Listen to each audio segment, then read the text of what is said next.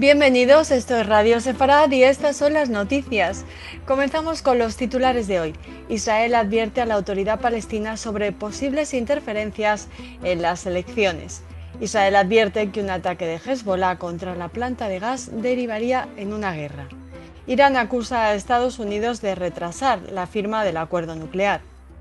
Un juez estadounidense rechaza el intento de Ben & Jerry's de frenar las ventas en Judea y Samaria. Estos son los titulares de las noticias que comenta Jorge Rosenlund. Hola, Jorge. ¿Qué tal, Raquel?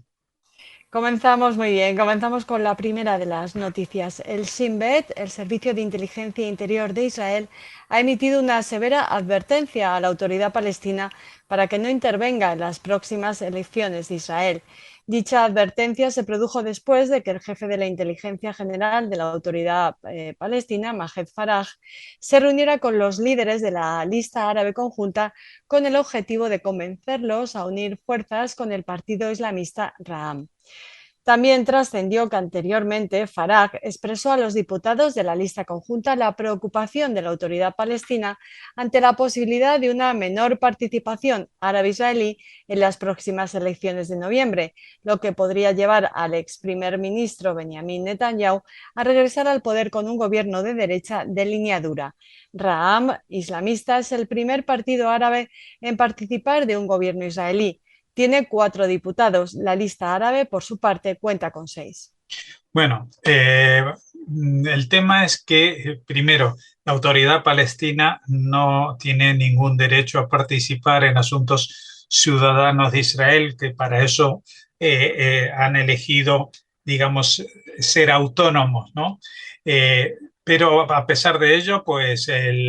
el jefe de la inteligencia de la autoridad palestina, que no un líder político, sino un líder, digamos, un funcionario de los servicios de inteligencia, se reúne con los políticos para tratar de que formen un partido político único y más amplio.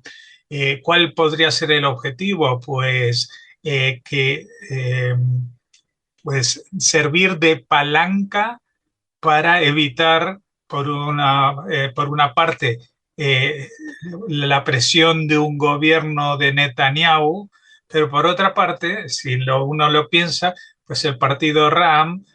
con sus escasos 4 diputados, fue el que le permitió a la coalición de gobierno que había ser alternativa al gobierno de Netanyahu.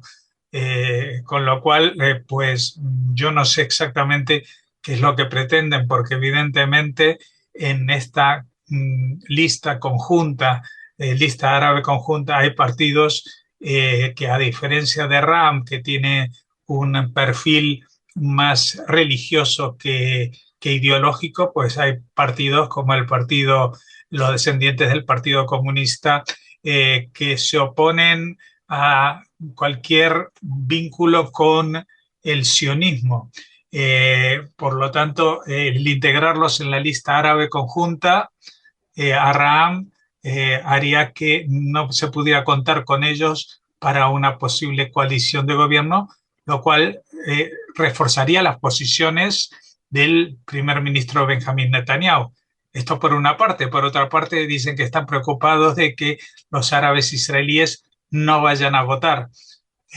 No entiendo exactamente qué es lo que pretende. Supongo que a través de la unión de todas las fuerzas árabes israelíes, pues lo que intentan es conseguir un mayor peso en la Knesset, en el Parlamento, que les permita hacer una oposición más fuerte a Netanyahu, pero los números no dan para eso. Es decir, en el mejor de los casos, hace un par de ciclos electorales, la lista árabe conjunta llegó a tener 15 diputados, pero en ningún caso fue determinante en esa situación para formar un gobierno. De hecho, estamos hablando de una situación de la que salió nuevamente electo Netanyahu como primer ministro. Así que yo creo que lo que pasa con los palestinos es que tratan de jugar dos tipos de partidos a la vez. Uno que es un juego limpio, democrático, con partidos y con números que apoyan o no apoyan, y otro es tratar de jugar al despiste de poner zancadillas y palos en las ruedas a cualquier formación que salga de las urnas en Israel, lo que en definitiva puede y seguramente actuaría en contra de sus propios intereses, porque si ellos defienden a la población árabe israelí, hay que recordar que durante el año de gobierno de la coalición, pues el partido Ra'am sí que consiguió algunas mejoras en la financiación de los árabes israelíes, y en otro sentido, en el sentido de la apertura hacia los palestinos que no son ciudadanos israelíes, pues también hubo una cierta mejora en las relaciones y en la situación, por ejemplo, abriendo las puertas a los trabajadores de la Franja de Gaza, como actualmente ocurre. Continuamos. Israel advirtió el lunes a Hezbollah, el grupo terrorista chií libanés apoyado por Irán, que cualquier ataque a sus infraestructuras de gas podría desencadenar una guerra, después de que el grupo terrorista amenazara con cortar las manos de Israel si aprovecha la disputa sobre su frontera marítima para emprender nuevas perforaciones. Las tensiones aumentaron en junio, cuando un buque de producción fletado por Israel llegó cerca del campo de gas en alta mar de Karish, que según el Líbano se encuentra dentro de la zona en disputa, y 3 drones lanzados por Hezbollah hacia la zona fueron derribados por Israel. Cuando se le preguntó si cualquier ataque de Hezbollah contra un campo de gas israelí podría conducir a la guerra, el ministro de Defensa israelí Gantz dijo: sí, eso podría desencadenar una reacción. Llevaría varios días de lucha y a una campaña militar, agregó. Estamos fuertes y preparados para este escenario, pero no lo queremos. Gantz añadió que la extracción del campo de gas comenzaría cuando esté listo para producir, reafirmando la reclamación de Israel sobre Karish, y añadió que creo que en el futuro habrá 2 plataformas de gas, una de nuestro lado y otra del de Líbano, y espero que no tengamos que pasar por otra ronda de enfrentamientos antes de eso, agregó el ministro israelí. Bueno, ya saben que en el último año han habido conversaciones mediadas por Estados Unidos entre Israel y el Líbano para definir una frontera marítima para la plataforma, ¿no? Frente a sus playas en el Mediterráneo. Porque evidentemente ahora que se ha descubierto en la zona de Israel que hay bolsas importantísimas de gas natural que son extraíbles, aprovechables y muy rentables, pues también Líbano está interesado en esta posibilidad, dada su debacle económica, que no le permitiría ni hacer las prospecciones, ni hacer las perforaciones, ni las explotaciones, pero sí seguramente beneficiarse de los cánones de la cesión a alguna compañía que los lleve a cabo. Pero todavía no está claro cuál va a ser la división que va a tener esa zona, como decimos, de plataforma marítima frente a las playas o las costas del Mediterráneo, y que llevan a cierto solapamiento entre los reclamos de un país y de otro. De todas maneras, yo creo que la postura de lo que dice Gantz en todos los aspectos, pero especialmente cuando dice creo que en el futuro va a haber 2 plataformas de gas, una no muy lejana de la otra, una que va a ser israelí y la otra que va a tener la bandera del Líbano. Pero si en el fondo del Mediterráneo existen estas bolsas, pueden aprovecharse eh, todos los países que tengan acceso y formen parte de esta plataforma marítima, ¿no? Y lo otro sobre lo que reafirma el ministro de Defensa Gantz es sobre el tema de Hezbollah, porque Hezbollah, como se decía en mi país, tiene la lengua muy larga, hace declaraciones muy ostentosas, pero luego en la práctica pues no, no se atreven a hacer nada porque saben que a pesar de la experiencia de guerra que han adquirido en la guerra de Siria, a pesar del tremendo armamento misilístico que les ha proporcionado Irán y todos estos factores a su favor, pues contra otro país seguramente tendrían mucho éxito, pero no contra Israel. Y una de las señales de esto es que en el último operativo contra la yihad islámica palestina, que recordemos, no es Hamas, pero sí es un grupo terrorista afín justamente a Irán y a la filosofía de Hezbollah, del mismo modo que Hezbollah domina el sur del Líbano, pues podría haber participado o intentado amedrentar a los israelíes desde el norte del país y sin embargo no hicieron absolutamente nada. Ayer citábamos por una parte la sospecha, dado que el jefe de Estado Mayor de Israel hizo unas declaraciones diciendo que en esos días, en torno al operativo Amanecer, aparte de haber detenciones en pueblos de Cisjordania con militantes de este grupo de la Yihad Islámica Palestina, hubo operaciones en otro país. Nosotros aventurábamos que eso se refería a una operación que tuvo lugar en Siria durante esos días, algo posteriores al operativo, pero que podrían haber sido comunicados con posterioridad. Pero ayer también en el programa de Por Israel, Dori Lustron nos comentaba que hay ciertos rumores en Israel sobre que justamente Israel, eh, digamos que actuó, o la aviación israelí, mejor dicho, que actuó contra las fuerzas hutíes en Yemen, eh, con una correspondencia o afinidad con los objetivos que tienen en la zona países como los Emiratos Árabes Unidos, también Arabia Saudí, que está todavía más cerca y que ha sufrido también ataques de este grupo terrorista, también afiliado a la República Islámica de Irán. No sabemos todavía con certeza a qué se refería y no sabemos si esos ataques en suelo yemení existieron, pero lo que sí está claro es que Hezbollah y las fuerzas afines a Irán están mucho más calladas de lo habitual después de un operativo que ha golpeado de forma contundente la formación más cercana a su ideología dentro de lo que eran los territorios palestinos, es decir, en Gaza y en Cisjordania. Y eso lo que nos hace pensar es que Hezbollah está siendo debilitado o su influencia está siendo muy debilitada entre los palestinos que habitan en esa zona y que esta parrafada que han soltado respecto a las estaciones de perforación, las infraestructuras de gas, no son más que amenazas que no van a llevar a ninguna parte porque saben, y se los ha recordado Gantz, que Israel está dispuesto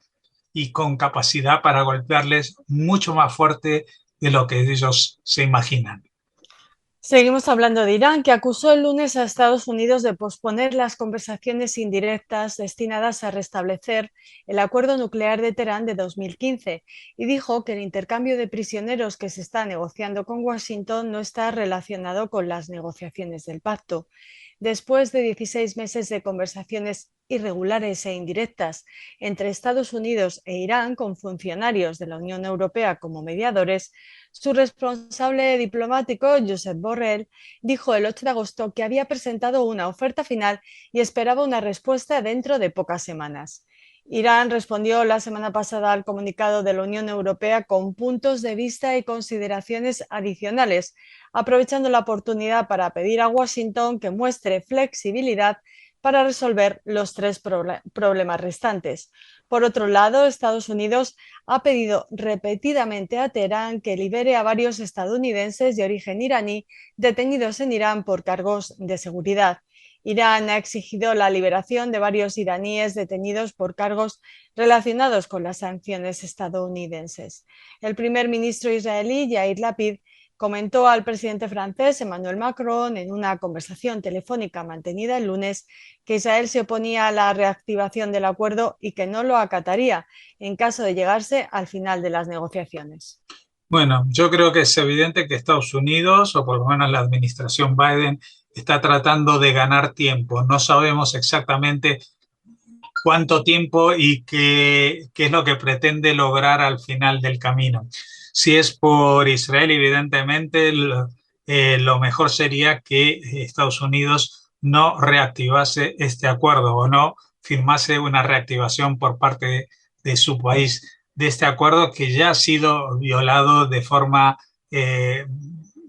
evidente, no solamente desde que Estados Unidos se retiró del mismo en 2018, sino que durante todos estos años Israel ha denunciado y ha presentado documentos en los que se expone que hay instalaciones secretas donde se estaban llevando a cabo trabajos que nada tienen que ver con la energía nuclear y sí con el desarrollo de armamento nuclear y que se han visto corroborados también con los lanzamientos de misiles de muy largo alcance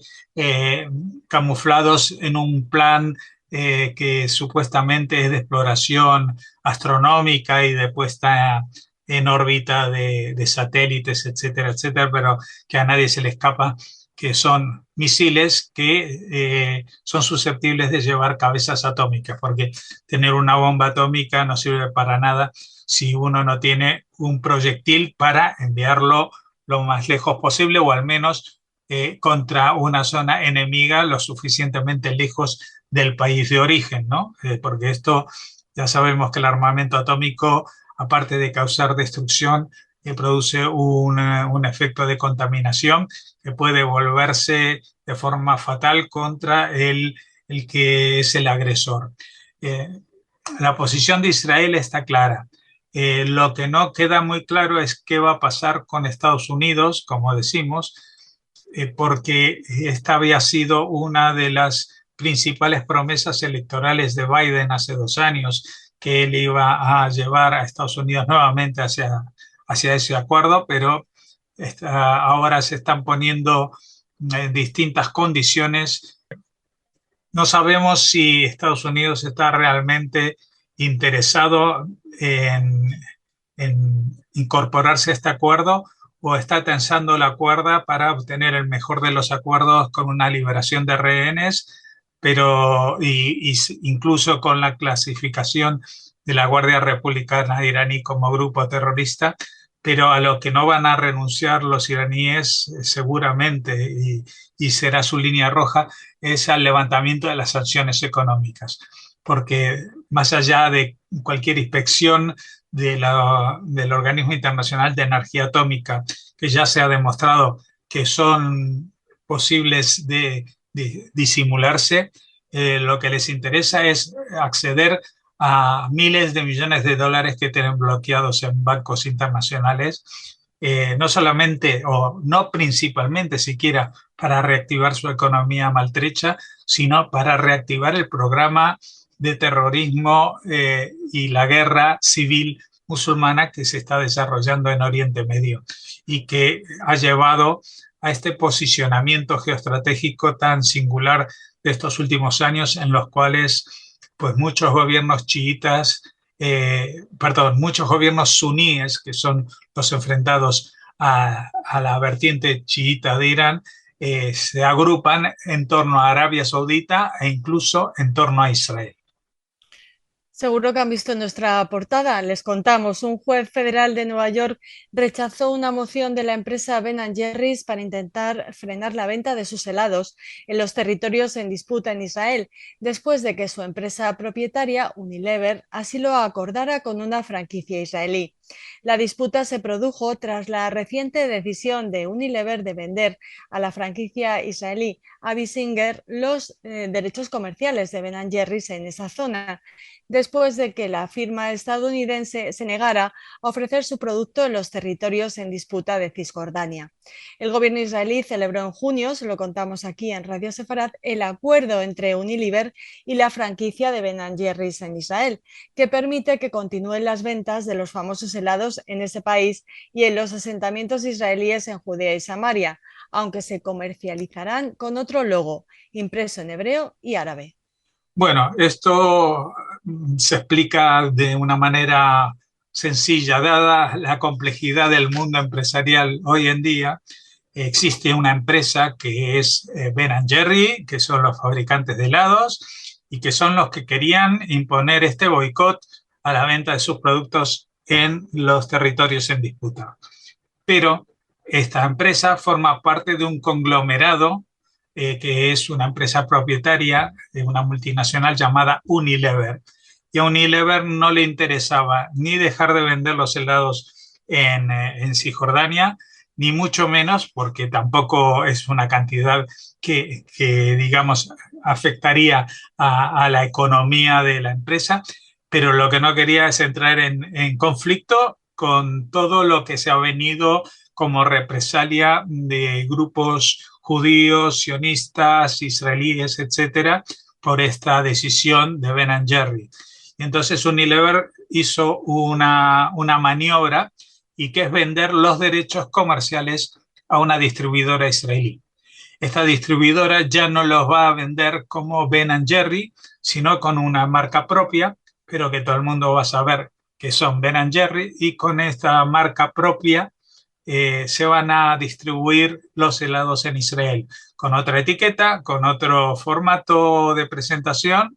pero esto es lo que incluso ya está sentenciado por un juez federal de Nueva York, es decir, que aquí ya no se aceptan estas protestas de Ben & Jerry,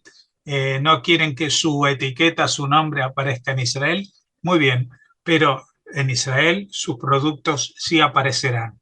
Y aparte, pues tendrán que lidiar con la gente que en otros países del mundo, incluida España, pues sigan pendientes de que esta firma Ben & Jerry le interesa boicotear sus productos o su firma a ciertos sitios en los cuales hay judíos, y por el hecho de ser judíos, porque no se habían opuesto a la venta de sus productos en ningún otro sector donde viven árabes o palestinos, sino solamente a este sector donde viven árabes y palestinos, árabes palestinos, pero también judíos, justamente para evitar que estos judíos coman estos helados que de por sí son un producto alimenticio contra el cual no hay nada que objetar, pero sí que una empresa pueda decidir qué países se boicotean y en razón de qué filosofía o ideología lo hacen. Porque recordemos que este tipo de decisiones, y de esto sabemos mucho en España después de tantísimas declaraciones en ayuntamientos y comunidades autónomas, estas decisiones no las puede tomar ni un particular, ni una empresa, ni una comunidad autónoma. Solamente son prerrogativas de un gobierno central. Y mientras Estados Unidos no decida boicotear la venta de productos nacionales en Israel o en partes de su territorio, pues no tienen permiso las empresas americanas para hacerlo, de la misma manera que tampoco tienen permiso para boicotear los productos israelíes en las comunidades autónomas o los otros organismos de gobierno que no sea el gobierno central de un país. Termina así este informativo, les esperamos mañana. Muchísimas gracias, hasta entonces. Adiós Jorge, adiós a todos ustedes. Hasta mañana.